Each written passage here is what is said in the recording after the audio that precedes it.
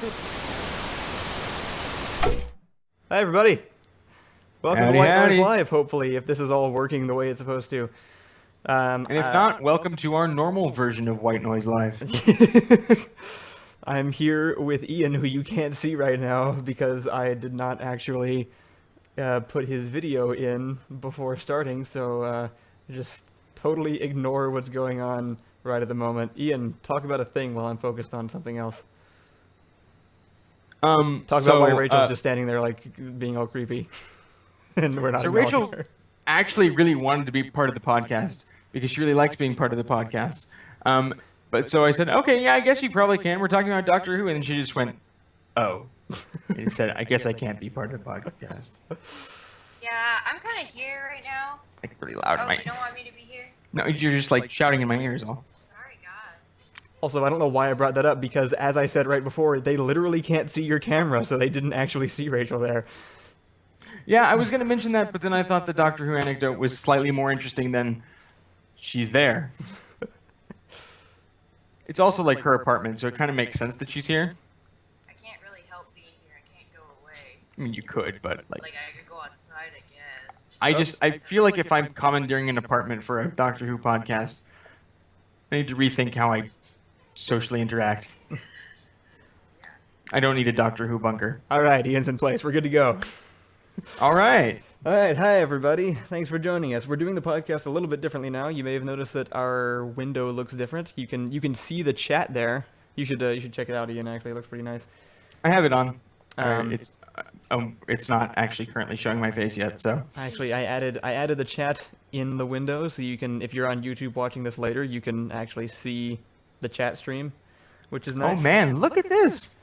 This is like fancy and stuff. Yeah, we got an upgrade. So we're doing it a little bit differently now, where the streams will be more streamy, and the podcasts won't sound like crap. That's, oh my God, it is fancy. That's the intention, because Ian's recording his own audio and I'm recording my own audio, and instead of just publishing the stream directly to the internet, I will take both of our recordings and kind of cut it together and make it sound okay before putting it up. And maybe that'll help a little bit. This is Kyle during editing. One of the tracks did not actually record properly, and so we were not able to use all of the separate audio that we recorded, so this is the original audio from the stream. Sorry about that. We'll try again next time, and hopefully it'll work. So just ignore everything that we say in reference to that for the rest of the podcast. So we're going to start off, while they do that, with some community comments, actually, and we're going to try to do that again at the beginning of each of these podcasts so that we have... We can bring that back a little bit, because we've had some people missing the community comments, and we were going to do it a little bit in counterintelligence, but now that that's, first changed so much and is now ending, dear God, I'm going to mute you on the stream for just a second, Ian. I can still hear you, but they can't. So what we're going to be... Yeah, we're going to be doing community comments at the beginning of every podcast now, just like for the first few minutes, and running through a few comments from the past videos again. So anybody who wants to tune in can see the comments, and then if you want to stick around and listen to us talk about other things, you can, and if you don't, you can leave.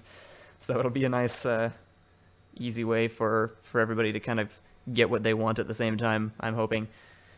So...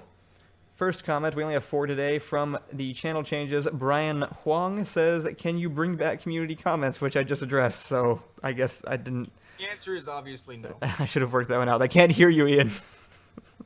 Well, then there are so many expletives. Why are we doing community comments, but I can't comment? By the way, Kyle Gorel says, oh, Ian, your hair looks so combed. Thanks.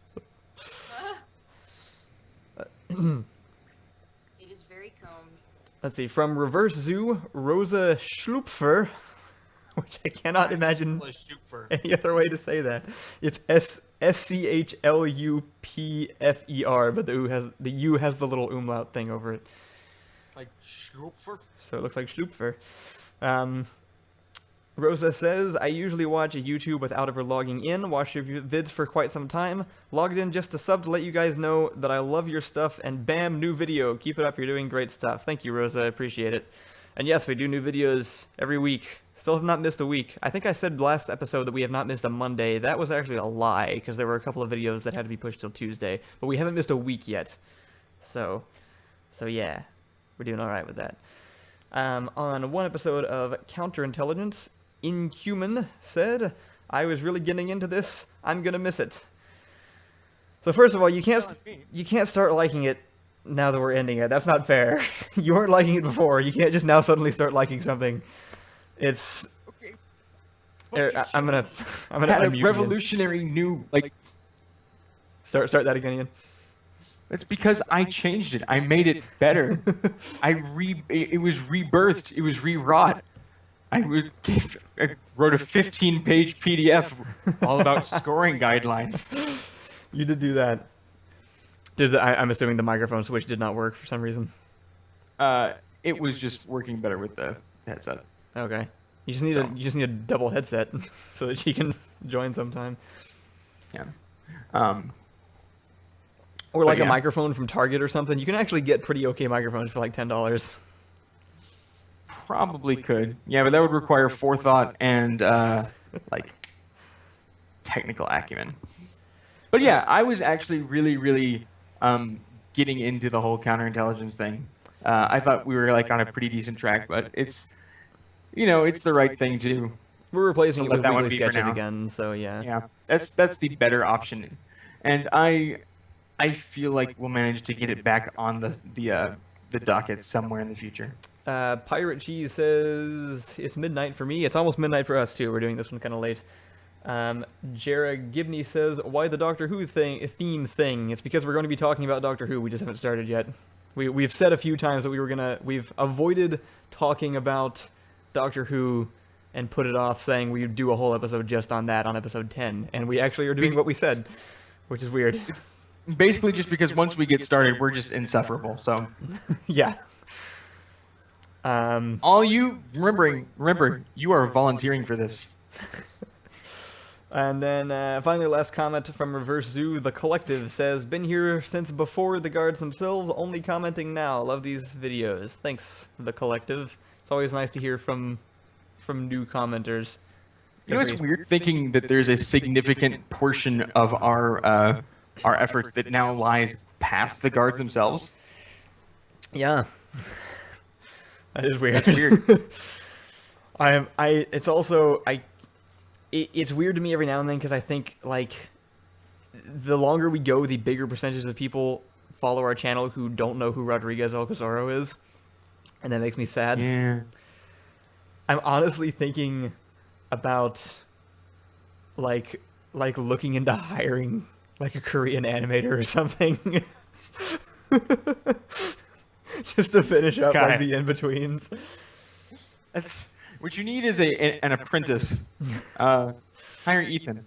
Yeah, or that. I guess I could hire Ethan. Greybug says, Kyle or Ian, will you do more video gaming videos? Yes, that's literally like all we do half the time, or 50% of what we do, so not what I said, but... And eventually, even more different kinds of video gaming videos, maybe, possibly. Jared Gibney asks, how old are you, Kyle? I, despite the way I look and act, am actually 23 and an adult man. And I am eternal and undying, and I have always been. That's Jeffrey. Oh, yeah, right. We already had a video about this. Okay, well, I'm just darn ancient. I think we're actually good to go. I think we can start talking about Doctor Who now. That was the smoothest chain of problems I think we've ever had. Is that something we should collect? The varying degrees of fineness of problem chains? Ah, yes, this will match nicely with our everything is going to crap medallion. All right. So, I had some thoughts about how to start this, and they've all left me by this point. I think, as an introduction, I would say, me and Ian both very much enjoy Doctor Who. I got into it from a TV show swap with Ian. You can actually go back and listen to some really old podcasts from before I had ever watched Doctor Who. And actually, there's one of them where we talk about this whole deal, where Ian watched Lost and I watched Doctor Who. That was our little switch. And I got Kyle Netflix. has gotten the more longevity out of his end of the deal, I feel. Yes. I got Netflix specifically to watch Doctor Who because Doctor Who DVDs are like $60 per season for some reason. I don't know why. And watched like everything up until what was currently airing within the first month. Ethan just spelled boys with a Z. I think we can fire him now, right? Ethan, wait, why did you stop by? You knew that's what we were talking about. It's on the thumbnail. I'm gonna spell Ethan with a U. Ethan. Or maybe just Uthan. Ethan says he's sleeping. I guess we don't have to. I wonder how close our communication lines up with the chat on the actual stream there. According to the stream, they just got gay for Rodriguez right now. So anyway, I think that Doctor Who is a good show. From a subjective opinion, I very, very much like the show. I like the character a lot, and I like a lot of the themes of the show. From a slightly more objective opinion, I think there are a lot of things that the show does very, very well. There are some really great character moments in it. Depending on the writer, there are great character things and great plot things, and they're all kind of mixed in there. That said, there are a lot of things that are very dumb and very cheesy, and if you're not okay with sci-fi level, like, B-movie camp, then it's definitely not a show that you would necessarily get into. Like, my usual thing is, if I'm trying to introduce someone to it, I'm like, I say all the stuff I just said, like, you know, there are some great things in it. In the first episode, the main villain are store dummies that come to life and try to attack London. If that doesn't sound alright, then you're probably not going to enjoy the rest of the show. Followed by a vat of molten plastic face. Right. Also, if like all the spoilers for everything that ever happened in Doctor Who, potentially, just in case anyone's worried about that, because we're not going to be censoring ourselves in any way. There is a delay. There is a pseudonym said is bringing up the delay. There's a 30-second delay just to make sure that the stream doesn't have to buffer. That's the exchange. I would like to point out, Ethan, that "poo on your parade" is not generally the phrase, and that is above and beyond the Call of Duty. I think, like, the key to understanding Doctor Who, you have to understand where it came from. Like, in the 60s, Yeah. which was no budget, no guarantee of being on air, just total flying by the seat of their pants, like, just, hey, we'll just, like, there were fan resources that had better continuity than the actual show. They had to go, like, ask fans how things went in previous bits. Like, half of the original episodes just got, like, lost in a fire. Yeah, a bunch of them actually got, because, in fact, there's a lot of old Doctor Who episodes that literally don't exist anymore because they were on film reels, and they just didn't plan for the long-term storage of those things, and so they put them all in the warehouse, and they decayed, and at one point, yeah, there was actually a fire that destroyed a bunch of them, and they've slowly been trying to collect old episodes. They recently, I say recently, like last year, released some brand new episodes that they found in a TV station in Kenya somewhere. Do you remember? Did you ever see that? It was like some second Doctor episodes or something, like a whole story that they found on some reels tucked away in a TV station in Africa. Yeah, it's just the lengths to which this show managed to survive, like, it's really just bizarre. Yeah. Like the whole Doctor regenerating thing just came about because their lead actor was getting too ill to continue, and they're like, well, we could close the show, or it's just unapologetically, It is kind of schlocky, just sort of whatever. It's kind of plot Sci-fi. device the show a little bit, but in the more recent seasons, I still think there have been a lot of really great things, and it depends on the that's writer. the weird thing. It suddenly got a budget, and suddenly it's mainstream, and it got quality behind it, and now Yeah. you basically have, like, an industrial power rocket on the bottom of, you know, a shed. Yeah. It's like, okay, I don't know if this is space worthy, but we're gonna try. Garian132 says there is a $14,000 reward for any part of the lost episodes. I'm not sure how accurate that is, but that's amazing. but yeah, that's a pretty good description. Like, it's which is why it's, you know, it's probably really weird for people who used to watch the show and it was like this weird niche thing, and now it's, you know, they're, you know, kids that you run into at Renaissance fairs wearing fezzes. This might have happened at some point. Spoilers. It happened. So I see I feel like we need Ethan here to offer the counterpoints, honestly, like to complain about it, because that helps us keep going. So you guys in the chat will have to fill in for Ethan by complaining about it. But I mean, we're not very good Doctor Who fans because we don't just hate it with reckless abandon. we don't hate the show, and we don't hate everybody else who doesn't like the show, which is the key components of most Doctor Who fans. And we don't hate the showrunner, whoever he happens to be at the time. That was one thing I was going to say. So there have been two showrunners. There's Russell T Davies for up until Matt Smith joined, and then there is Stephen Moffat. And different people dislike different ones. And the differences that I've seen in them are that Russell T Davies was really, really good at doing character stuff, and a lot of times not great at doing plot stuff. And Stephen Moffat is the exact opposite. So it just kind of depends on which thing you prefer. Russell T Davies also has a bit of theatric indulgence that I think Moffat gives way to more like the epic, grandstanding, wide sweeping kind of thing. Yeah. Whereas, I mean, like you literally got like Shakespearean style, like actual Shakespearean monologue at one point. Come to think of it, Ethan is offering to join. By the way, I don't know if you want to throw him in here. Yeah, I want to see you do magic to put his face in between ours. Let's see. You can keep going on what you were saying. Sorry.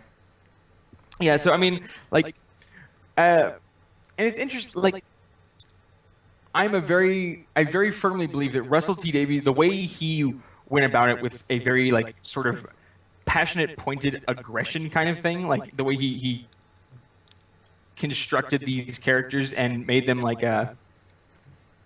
extremely vibrant to the point of theatric indulgence, was necessary to make the reboot work. Yeah, that's true. I think like if it had just been Stephen Moffat starting it, I can't see it. It needed it needed the launch pad for the grand sweeping epic to sort of like jump off of.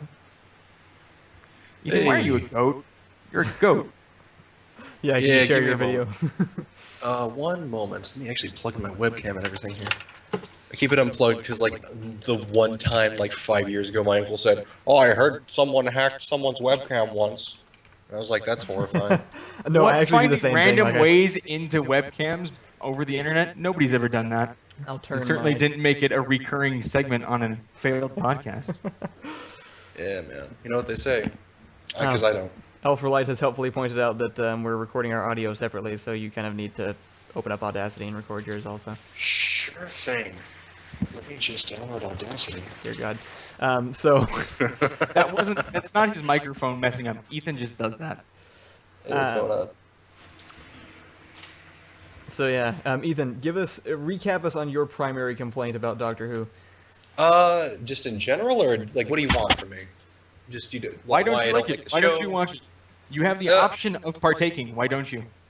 The main problem that I have with the Audacity is that it takes a long time to download, and the main problem that I have with Doctor Who is I don't know. It's this really, really big like cult phenomenon thing, and like everyone's like, "Oh, Doctor Who, it's so good!" Like, and it seems so flawed. Like, now before you guys jump down my throat, I understand that having flaws in a show makes it kind of quirky and makes it lovable. Like, perfect shows don't exist. That's a given, right? Did I download? Oh, well, okay. There we go. Perfect shows don't exist. That's not I true. There's understand season 2 of The West Wing. There's also season Arrested 1 Development's of Wings. pretty close. What was that Anyway, about? Like keep going. cheese. Anyway, oh god, sorry, Audacity is being horrible. Anyway, so I don't like Doctor Who because it just has this voracious, horrible fan base that. Now what? Well, now not all Doctor Who fans are like this. Obviously, there's a lot of them that I Most bump are. into. You're actually totally justified in this. Yeah. A lot of them that I bump into try to like force Doctor Who just with everything, like just try to combine it with every single little other thing in the universe, and I hate it. I absolutely despise combinations are kind of a thing. Pokemon is also really bad with this. Yeah, Every we don't get the Pokemon fan crossover stuff. in the universe crosses Pokemon over with everything. And I don't like Doctor Who enough so that it really annoys me whenever I see a crossover, Yeah. and it's really hard to avoid it. I also just don't like the show. I don't like the plot of it. I don't like a lot of the characters. I don't like I hate Daleks in general. I hate the concept of the Dalek. It is an upturned trash can with a spaghetti strainer on it and a plunger, and it screams at you in an annoying voice. And then that's it. It's so. Now, see, if I can address something you mentioned before that Yes. you didn't mention right now, you specifically brought up, and I think I've addressed this back to you, but just to recap, you Yes. brought up that you thought the Doctor was what people might call a Mary Sue, which is Yes. somebody Yes. who just has no flaws at all, and anything they do, they It's get rewarded for, and they get Specifically, the everything. idea of a Mary Sue is that it's a self-insert character. It's Yeah. like living vicariously through, like, you know, and suddenly he sweeps down from the sky and everything's better and everybody's like, oh my god. Yeah. Which and well, I know is in some true, recent but- seasons. Well, I've heard that in- Sorry. I have, and we talked about this before, I have a particular, like, I think, I know why you see him that way, and I think it is because, again, it's the fans' fault. And the reason is that the Doctor he actually has plenty of pretty interesting flaws, and lots of times where he isn't shown as this super god man. There's actually, like, one of the best episodes, in my opinion, I think Ian said it wasn't one of his favorites, but there's one called Midnight with the 10th Doctor where, like, literally everybody in the episode just hates him. Like, there's plenty of times when he is not portrayed in the way that you have definitely seen him, and they use that to build up, because you see him in those moments. Once it gets to the moments where he does get to be, like, super cool about something, it actually feels like a pretty decent payoff. Unfortunately, that is the version of the Doctor that sticks in the fans' heads. Yeah, And when that's the one they're that I'm showing you clips exposed of to. it, that's probably the only stuff they're showing you. And so I, all at you one ever point- see... Yeah, I tried to introduce somebody to Doctor Who. We were watching it, and they wanted to join in and see if they liked it, and they happened to catch it during Eccleston's finale. Oh, yeah. That is a terrible place to join in. Yeah. Like, I mean, yes, it's cheesy, and no, it doesn't stop being cheesy. But like, just going in blind to those two episodes, there's such an unearned cheesiness to it that it's like, Yeah. huh. Yes, but yeah, I can imagine seeing those for the first time, because when I first saw it, I had watched his whole season, and the whole thing had been established of the Doctor as, not being violent, and it was especially interesting then because I hadn't seen any of that yet. And so, like, him picking up the big gun right there, I was like, oh, geez, something's happening. And that, like, all of that worked really well because I had seen all the lead up. And so, yeah, I can imagine seeing one of Matt Smith's super amazing speeches without seeing anything else from him would probably just Yeah. come across It as, just like, looks they're really just annoying writing, and pedantic. yeah, they're just making this Yeah. character look like a cool guy right. without... Small clarification. It's not that I dislike Midnight as an episode. It's that I feel it achieved its purpose perfectly well, which is I think it is a fantastic Making you feel episode and miserable. amazingly well done, and I hate it Yeah. because that's what they wanted me to feel. Yeah. Good job. Oh, sorry. Can I continue just a little Yeah, bit? yeah, go ahead. So, the main issue that I have with Doctor Who in general is that it's like, I don't like the concept of this guy who travels through time in a box, and, like, he's just this magical hobo, and, like, the inside of the box is amazing. And then, like, he just does everything right, which you guys said, like, that's not really him. Like, he does have character flaws, and I heard that recently in one of the more recent seasons, he actually was kind of a grumpy jerk, and that's kind of like, oh, cool, all right. So he has He has some gone back to character grumpy that's like, jerk now, he's yeah. kind of a harsher character, and people can't really, like, oh, he's so amazing forever. And like, he doesn't die. He has this weird regeneration thing where, like, this character will never die ever. We can always write excuses for him to come back, blah, blah, blah. And I guess a comparison for, like, I don't know, for me to not sound like a horrible person is, I really like the show Monk. And, I still need to Monk. watch the rest of that. I've watched, like, half of it and still haven't finished it off. the reason that I really like Monk is because I like crime shows, so I guess that's kind of a minor reason, but the character of Monk is very interesting because he has a lot of psychological and, like, all of these issues, and yet it kind of the writing is excellent, for one thing. There are some Garbo episodes, for example, I think some of the ending episodes are like the worst, but he has a lot of all these psychological issues, and then like, they like kind of use it in a way where he can, like, see things that are kind of out of place, and it goes through the thing, and it makes him kind of a very flawed character that can still solve things, and he comes off as very smart but still very for lack of a better word, just having a lot of difficulty with getting through daily life. Yeah. And he's very flawed, and you can see that because like people look at him and like, oh, like he's being weird. Like his assistants have to do a lot of things just to make him not freak out constantly, and freaking pirate cheese with the Randy Newman in chat. But he has trouble getting through daily life. There's one of the episodes that I remember that's hilarious is there's a drought in San Francisco, which is where he lives, and I think it was Sharona, who was his assistant at the time, came over and said, "Whoa, are you doing the dishes? You know that there's a drought. You should really only be doing that if you have a full load." And he opens up the dishwasher and there's a single plate in there. "I'm sorry, it was an emergency. I made an omelet." And just, I don't know. Like, he has his funny moments, but he's such a very, like, empathetic character because, like, I don't know. He has a good backstory. His character actually develops really well, and it's good. Like, and he's still a really awesome character that does a lot of amazing things, but he has a lot of really good flaws to go with it. The problem with Doctor Who is he's a really awesome character that does a lot of amazing things with very few flaws at all. I have a Vulnerable. couple. Thank you, Stormcrash. I have a couple responses on that. So do I. I'd say first, which this is not like brushing your argument off or anything, but I would say that they, first of all, are very different shows. They considering are. You're I'm just taking. That's kind of fair. Absolutely. I'm not saying that Doctor Who is Monk in space. That's Like you not are, what I'm yeah. saying. I'm just All saying, I'm like, saying is the only reason I joined this call was to make sure that you knew that Monk was better than Doctor Who. That's it. I'm out. No. from I'm like saying just from a a logical standpoint, like obviously main it's character hard versus to main character. Yeah, no, I mean as a narrative, just storytelling rule, you're absolutely correct. Like that is the proper way to write a character. I would, but obviously high sci-fi fantasy and whatever Monk is specifically are rather different. The Streets of San Francisco with Randy Newman. I'd also say that when done correctly, Doctor Who is a lot of times more about the companions than the Doctor himself. In fact, when That's the show, my point, actually. Yeah, when the is show like, first I think started, one of the problems that the fans perpetuate the most is they talk about the Doctor too much. Like, Yeah. there are 3 kinds of Doctor Who episodes. There's companion episodes, Doctor episodes, and adventure episodes, mostly. Right. Like, where it's just the event that's happening that's the deal, and where it's a companion-focused piece and it's a Doctor-focused piece. The event episodes tend to be, like, they're kind of fun, but usually pretty standalone-y. Stephen Moffat's real And- good at those. Yeah. And, like, companion episodes, the problem with trying to get people to watch companion episodes is if you're not watching the whole thing, they're really pointless.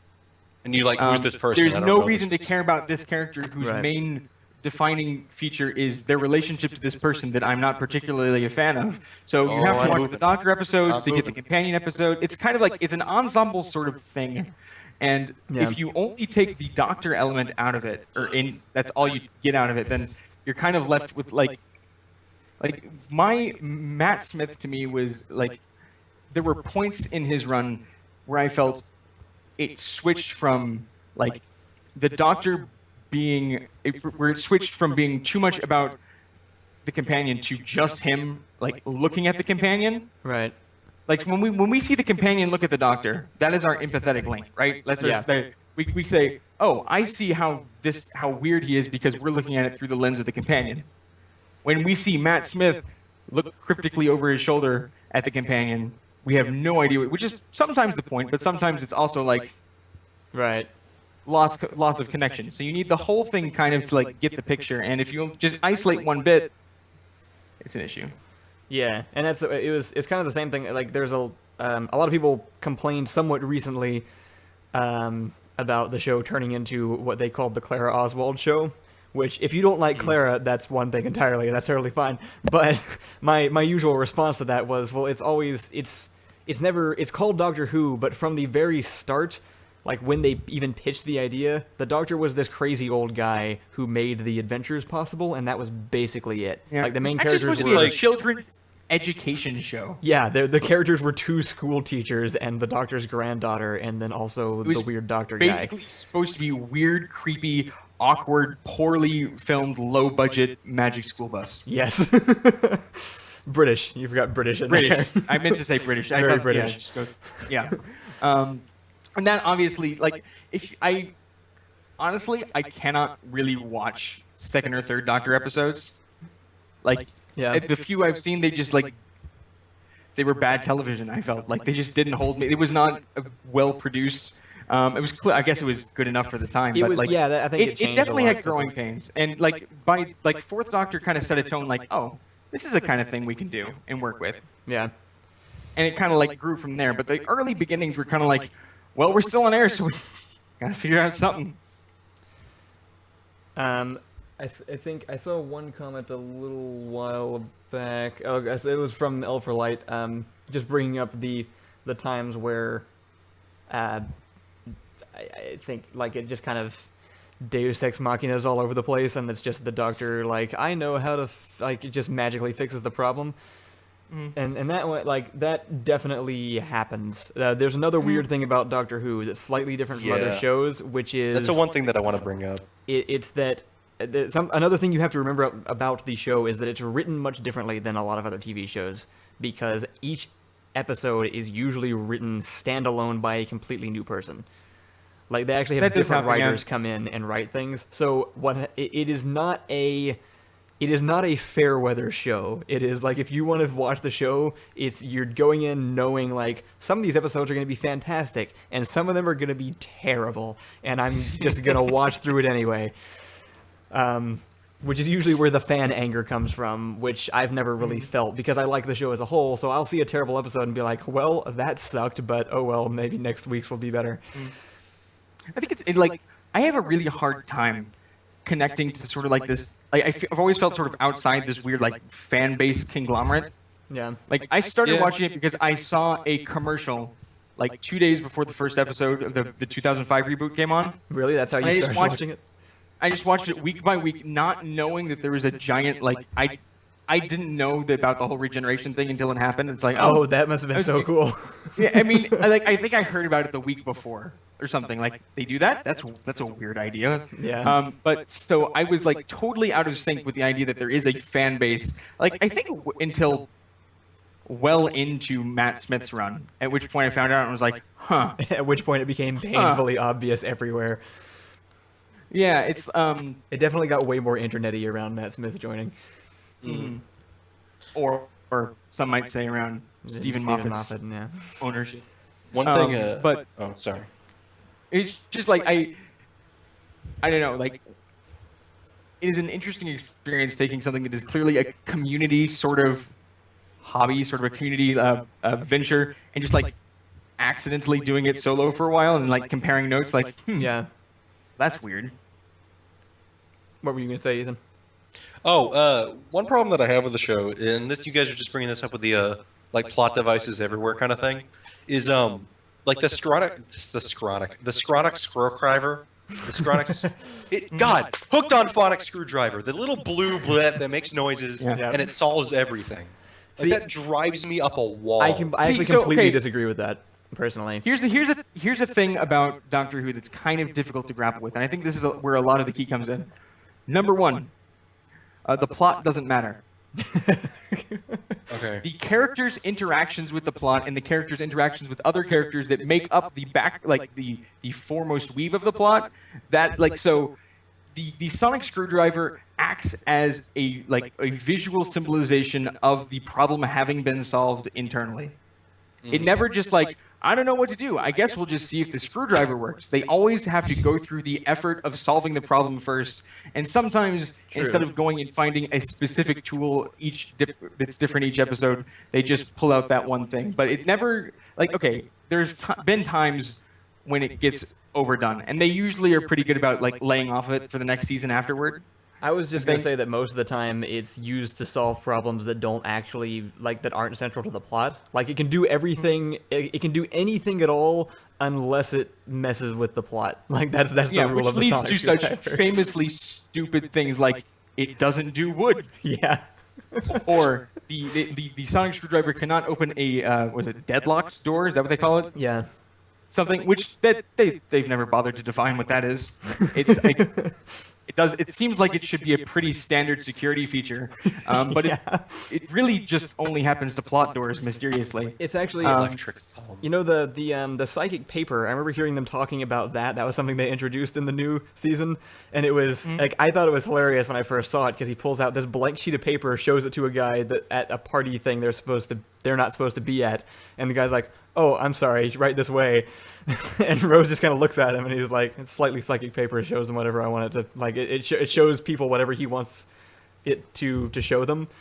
And the reason they added that is specifically because in the old series, he would go to a place, the people at that place would be like, "You just appeared in a blue box, we're going to put you in a jail cell because we don't know what you are." And then the first half of the story would be him trying to escape from the people who rightfully didn't trust him.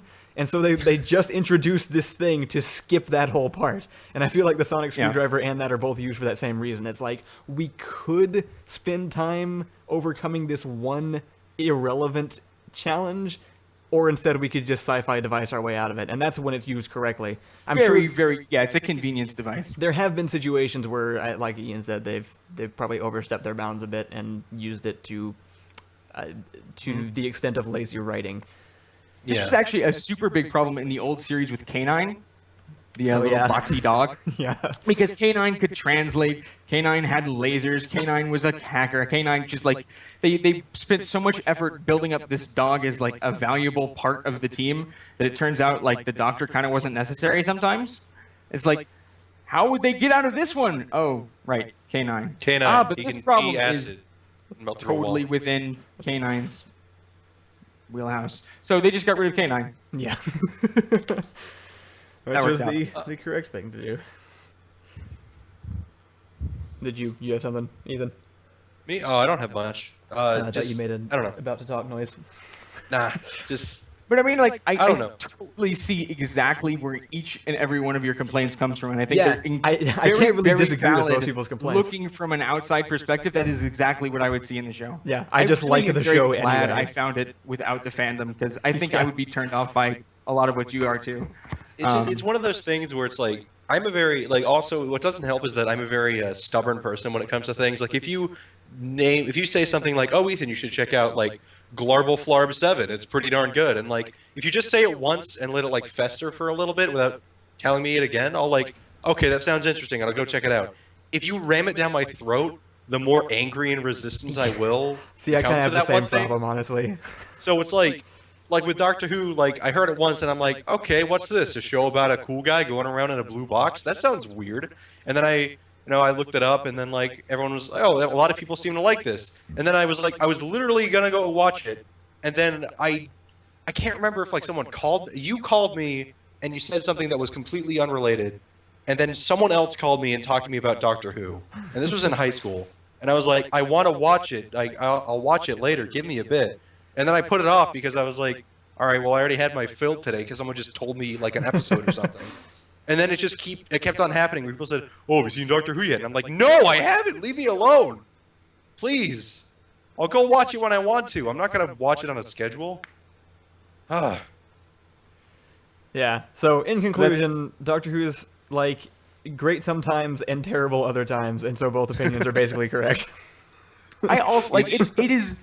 I recognize that I, as a person, have this really lucky, I feel, but probably annoying from the outside ability to really appreciate something that's terrible after I've realized it's terrible. I think that's why you and Like- I enjoyed watching Lost together so much.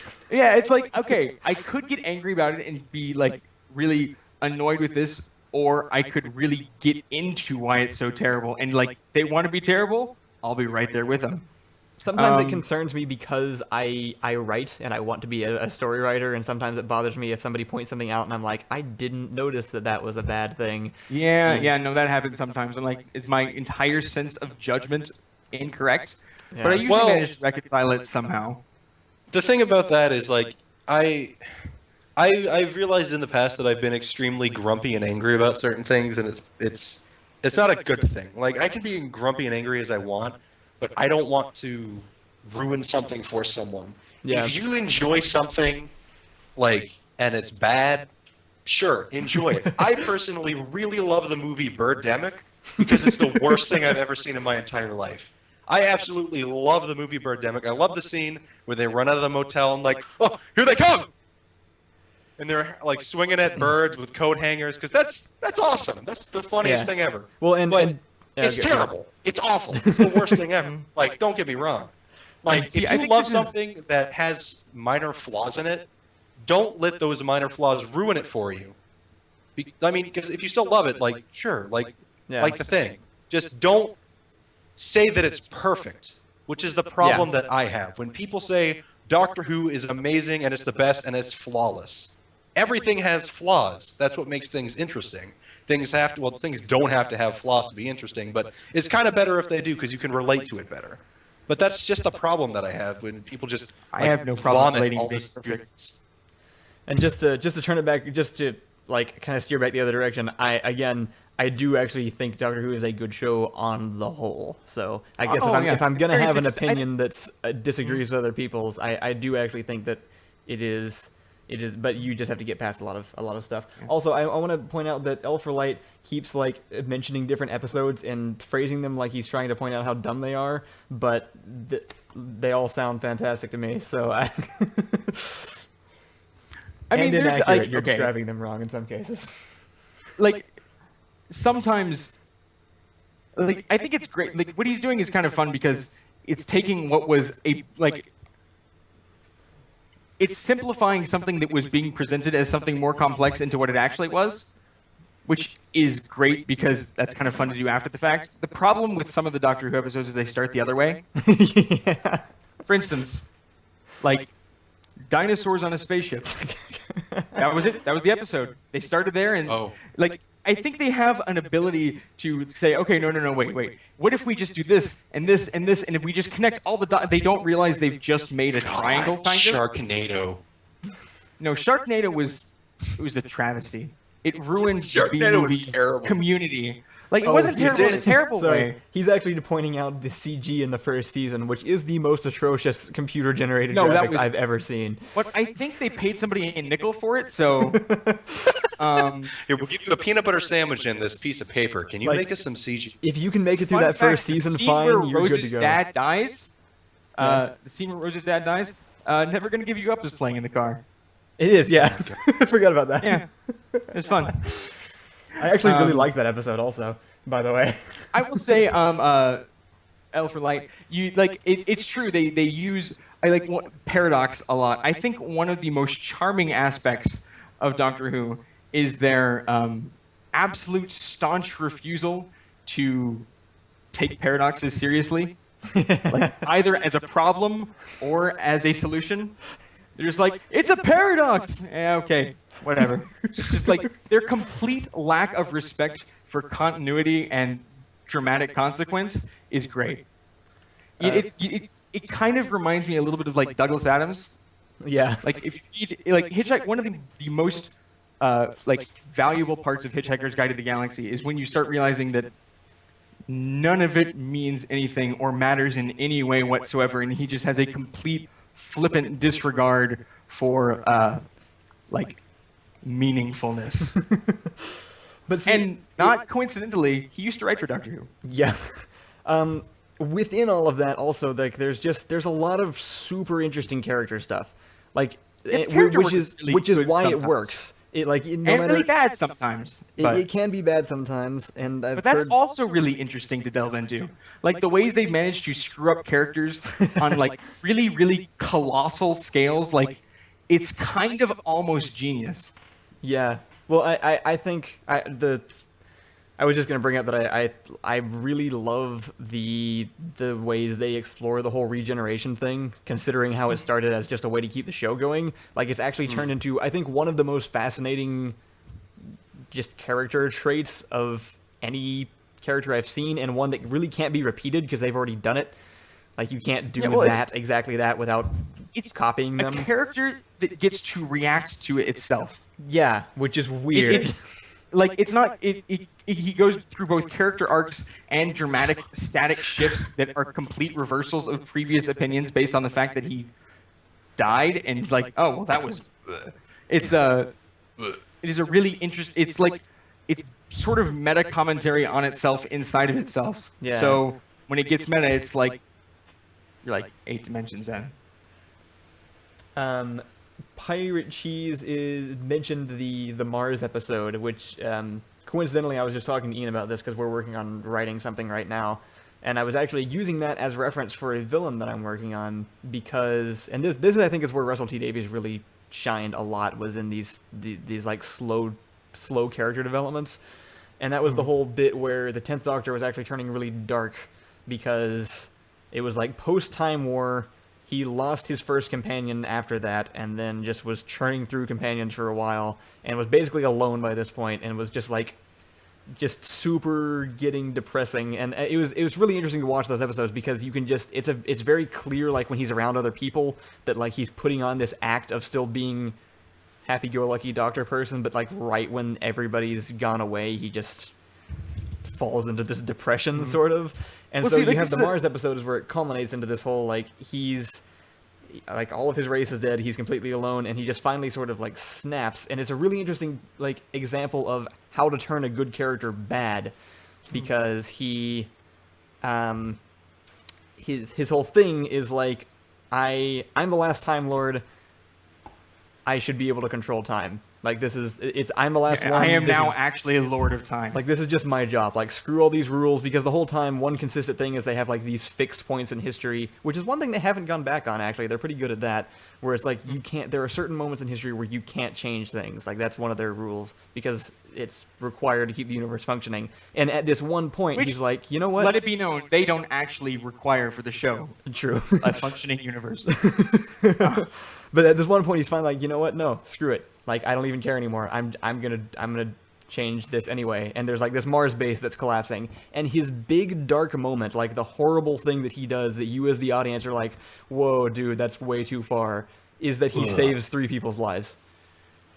Like, that's what he does. Like, he saves 3 people. Literally the same thing he does every other episode. But because of the way they built up to it, in this moment, you're like it just hits you much harder, and it suddenly feels like this is like you just did a terrible thing there. And then that next moment, as Pirate Cheese pointed out, was also really, really cool, or just impactful, when like the woman goes back into her house and you just hear the gunshot because she went in and righted what he did anyway and killed herself. Rip. The other really interesting thing about this piece of character development, first of all, this episode is largely successful, it must be noted, because David Tennant plays a wildly successful megalomaniac. He's very good at that. I still have not seen this. The other interesting, well, it's like he was in Hamlet. Also, he's a fantastic Hamlet because he's so self-absorbed. It's great. The other really interesting and important part of that character development is the entire overarching point of it is that without the companion, he is lost. Right. Yeah. It is cementing him back to the human element that we connect through. And so just the Doctor on his own, they're like, no, you don't want that. It is keeping the companion in the picture that's important. I think we've basically like, covered all the main show stuff. Now we get to talk about nothing. At this point, it'll be details.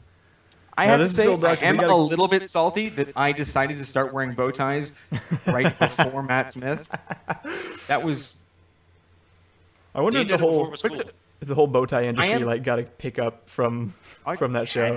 Probably the clip-on bow tie industry got a big. And luckily, I'm in academia, so I can still pull them off, fairly frequently. But I just look old. So, Ian, favorite Doctor? Let's get into the details now. All right. Although I have a specific soft spot for Eccleston. Yeah. Because I can't, Eccleston is honorary favorite.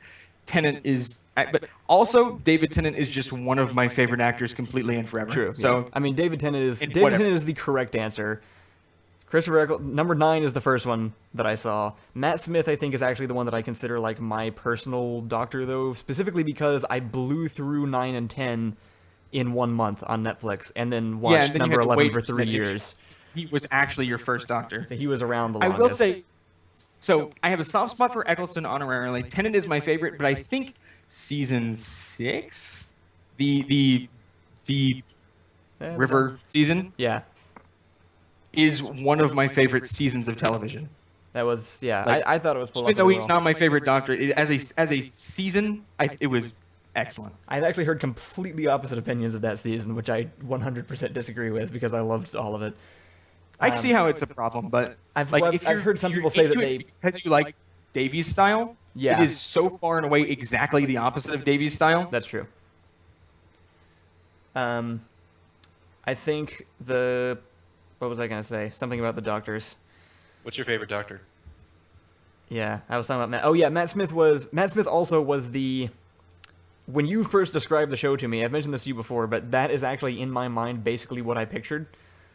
Was the guy in the professor outfit who's like acting wacky and stuff. Like that was the mental image I got. So it was really weird when I first started watching the show and Christopher Eccleston pops out that door and I'm like, wait, what? That's the guy. That's a noise that I never heard Kyle say before. That was pretty great.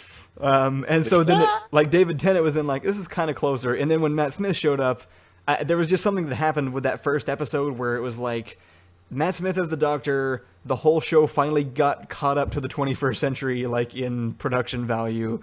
And it was like, all right, here we go. Like I remember sitting Reed down and forcing him to watch that episode specifically because I was like, look what happened. It's good now. It got better. Reed, look, it's better. Not that all, because there were lots of great episodes in the past, but it just I don't know, just everything it just went through this whole reskin upgrade and got so cool. This is a story I always enjoy telling people who actually like to people who like Doctor Who. Like so, at one point I wanted to put together a primer on Doctor Who for Rachel. Yeah. Just to kind of like give her a sampler plate, sort of.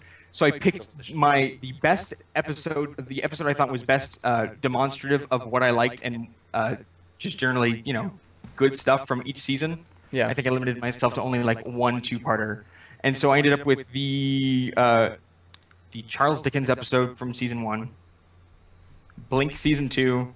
Blink was season 3.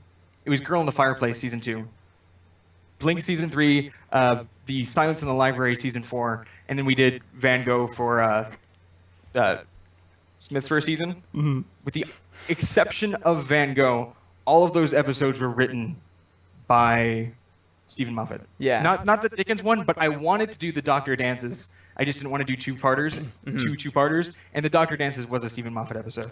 And there are a lot of people who absolutely despise Stephen Moffat and loved Russell T Davies. And again, I think it has to do with what type of storytelling you like better. If it's plot-driven, then Moffat's more your thing, and if it's character-driven, then Russell T Davies is more your thing. I think personally, I think personally for me, like what you said, Russell T Davies going first was actually really important because he did all the character work on the Doctor before Moffat took over.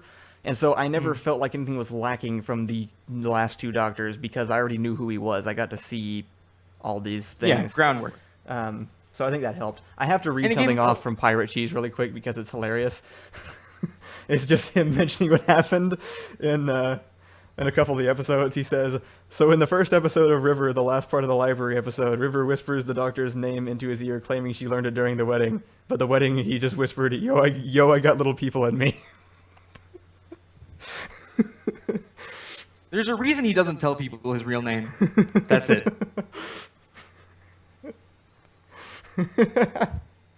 Yeah. You guys didn't ask me That what my took me a favorite second. doctor was. Who's your favorite Doctor, Ethan? Gene Wilder. He's a pretty great doctor. I was expecting Pepper. Pepper? Who's Pepper? Dr. Pepper? She's kind of famous. I get it. No, Dr. B's better. That, Like, I that's believe a that's actually like an execution. That is a capital crime in Waco. Oh God. Yeah, but Gene Wilder's pretty sweet. Honestly, just he's such a good actor, and like you don't expect it because like you expect him to be the crazy person, but he has some good moments. Like I don't know, just that scene in Willy Wonka when he has the Okay, cane. Are you implying that he's not a crazy person? No, he's crazy, but he's Because that's what I got. Like, He would have played a great Doctor, honestly. yeah. Could you imagine Gene Wilder as Doctor Who? I would have watched it. I would have actually watched it, just the whole thing. for the Curse of Fatal Death, which is a small, it's like a 15-minute short that actually Stephen Moffat wrote for Comic Relief fundraiser in the weird interim years between the old series dying and the new series beginning, just when Doctor Who wasn't really a thing. Yeah. They cast Rowan Atkinson as the Doctor. That was pretty good. Yeah. because it was like Rowan Atkinson. Like I don't know if you've ever actually like listened to Rowan Atkinson in an interview or anything. No. He's like super polite, proper British. Like he comes across like royalty actually. Huh. That's interesting. But he's Mr. Bean. Yeah. And at the same, he never stops being Mr. Bean. It's just you suddenly realize, oh my God, Mr. Bean was a king this whole time. Let's see. I think so. Just to cover all our main Doctor Who bases, let's how about we do favorite companions now, just because that's a hotly contested topic between Doctor Who fans. What is your personal favorite, Ian? I think the combination of Smith, Rory, and Amy by the end is great. That's actually mine. It starts off rocky and it gets kind of annoying a bunch of times, and at the very end it's terrible. But there's a golden section where I think it really does become sort of an ensemble show, and that is perfect. I had some things pointed out about Amy in particular, about how like a lot of things that were wrong with her, and I could not refute any of them, which kind of shook my faith in it a little bit. I still really loved all of those episodes. Like I thought that trio Tim Curry was is the best Doctor we've never got. See, That would be I pretty good. Sorry. those objections never actually swayed me with Amy. I think they were. I acknowledge that they were perhaps handled in a more in a less bombastic way than was perhaps appropriate for the tone of the show. But it didn't sway me. I think Like, the and main she's one not for even my me- favorite on her own. Yeah, no, it's definitely the trio. I think the main one for me is that she got the Mary Sue accusations, and I can't really contest those quite as much because she doesn't get called out on her crap as much as some of the others do. Like Rose was, for example, horrible to Mickey for the entire first season, but like he yelled at her for it. He was like, "You're being a horrible person." Like she actually got called out on stuff and then changed as a result. And Amy didn't quite do that as much. She had a little bit of See, development. I think they what they did is they, instead of calling her out like that, they showed foils. Like Yeah, the that's true. entire story of That's a good point. Amy's story as a companion is that she starts off listless, kind of like she doesn't really have a direction, and she doesn't really care. She's really selfish, and like she is seeing the universe and not appreciating it because she is so wrapped up in her. Yeah. And by the end, she has learned to, appreciate externality, sort of. But like, so the entire time, every time Amy does something brash or selfish or rude, there is immediately Rory doing something exactly oppositely self-sacrificing or just incompetent or bumbling or gentle or waiting 2,000 years for her after she was kind of like not even super into marrying him. Yeah. Like she is, if you take the characters as pairs. This conversation is They not just like reminding me why people like this is definitely supporting why people don't like her. I mean, how? It's just, I mean, if anything, like Rory's such an awesome person and she's so terrible to him that you can see how that one thing would just be enough to. But she changed. That's the important thing. Yeah, she did. She definitely got better by the end. And I think it was pretty consistent. There was consistent levels of change. Like she was challenged over and over again, and she didn't always make the same mistake. Yeah. She made progress in the challenges. That was her whole challenges were different. They were conclusion. the next step. That was like her whole ending, right? along Is the way, that too. she chooses Yeah. to. That's the whole bit of A Good Man Goes to War. Yeah. Which I still think was far better than the actual season finale. But just I mean, it was an obvious bait and switch, but the bait and switch with her talking about this amazing superhuman person that everybody could not help but be amazed by. Yeah. And end up she's talking about Rory instead. Which is even better considering all what we've been talking about the perception of the Doctor being this just flawless guy. Like it was a nice little swap. From what I can gather, because obviously I have no clue what I'm talking about Right. or hearing, this Rory person was a hated companion because she griped at Amy. the Doctor a lot. Amy was the hated one. Rory was her husband. Rory was very well beloved. Okay, so why did people hate Amy? She She was selfish. She was rude. She didn't appreciate. Yeah, she was really like Rory was this awesome guy, and she was just kind of horrible to him like all the time. But that was the entire that was the point of her character. Really, like Just to she isn't A foil, anything like without a that low constant. speed foil. Yeah. Like, and it's also like See, I think it's, I liked watching that. Like that was fun to watch. Like that was an interesting But- development to happen. it also pairs well with Matt Smith trying to find himself again. Yeah. So like Amy is not particularly interested in finding herself because she thinks she's already there and she doesn't really care to go any further than sort of immediate self-absorbed desires. And meanwhile, Matt Smith's like, oh my God, everything is different. I got to kind of figure out where I am. And also, by the way, am saving the universe while I do it. And also protecting this totally ungrateful sort of, tag along without That whom actually I sounds become kind a of monster. Interesting. What season or what? Oh God, I don't know. That is was season I don't know. 5 5, and 6. yeah. 5 and 6. So okay, there's a bunch of different doctors, and then there's a bunch of different seasons. I assume each season does not like The season show- 1 has the no. first doctor. The show was not No, it's- referred to as seasons until it started up again in 2005. So anytime Yeah, it somebody was refers just to a season, story it's- arcs. Yeah.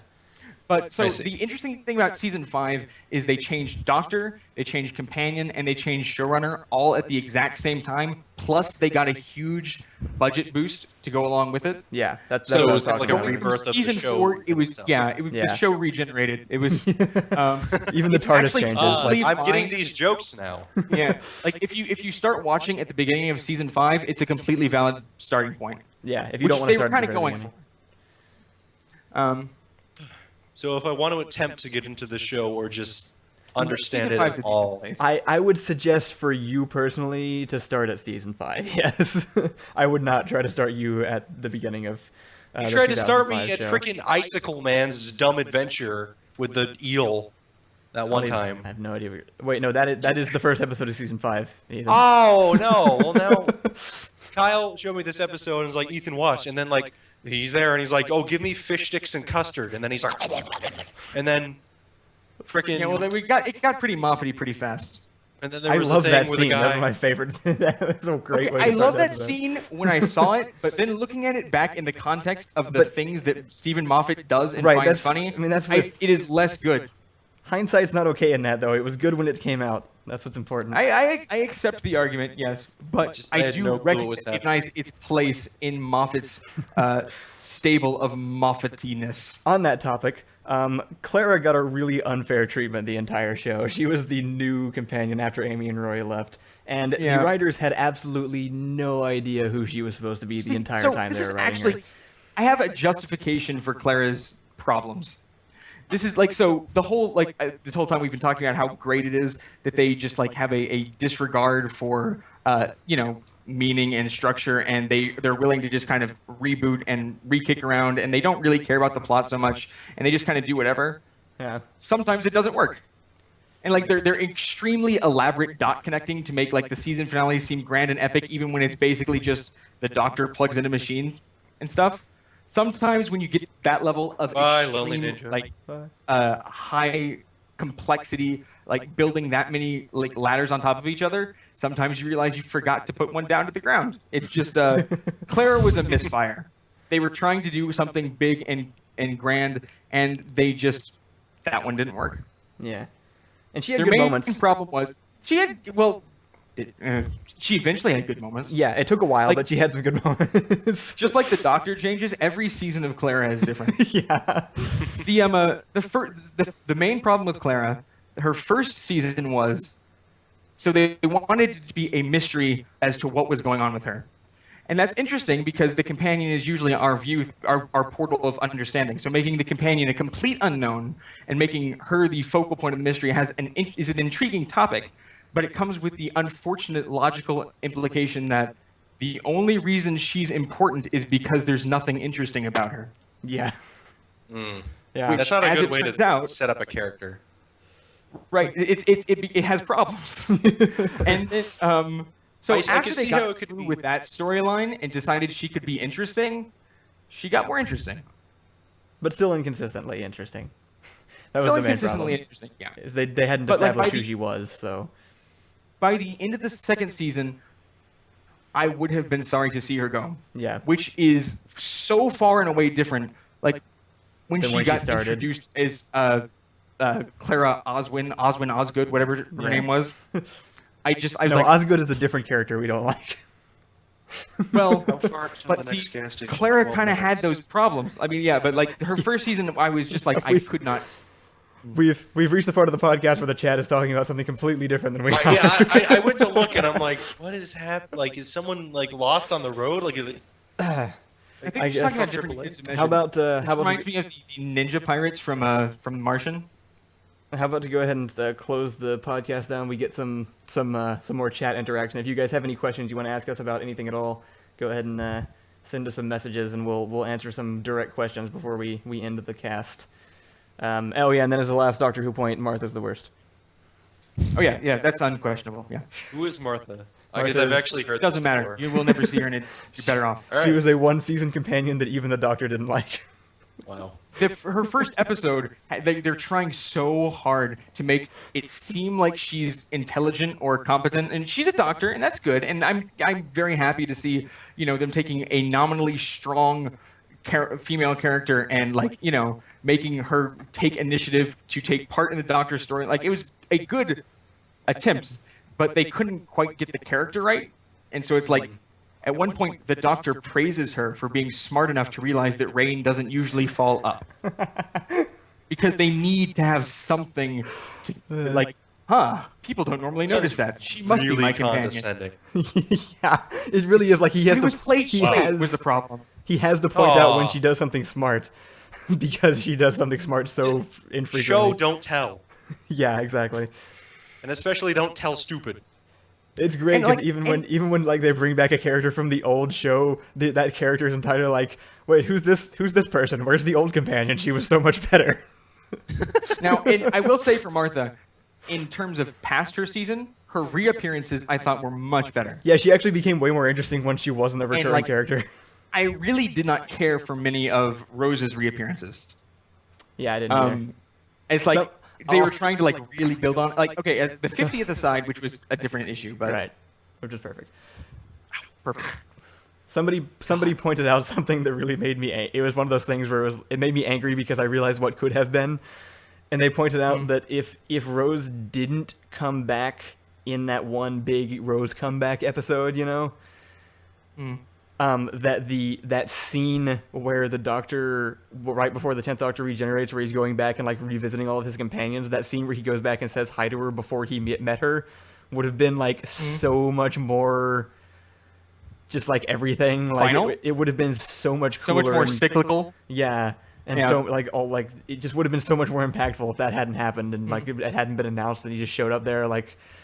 All the feels would have been just so much stronger during that one scene. Chat, ask us questions or something, or They're talking about gasoline. I don't know. why are you talking? What are you doing? I see that there's a conflict between people talking about XKCD and Saturday morning breakfast cereal.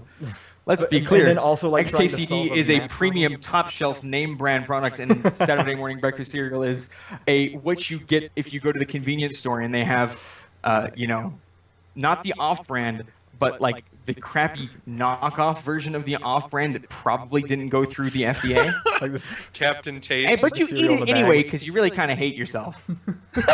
I love SNBC, but Owl turn I will say master race.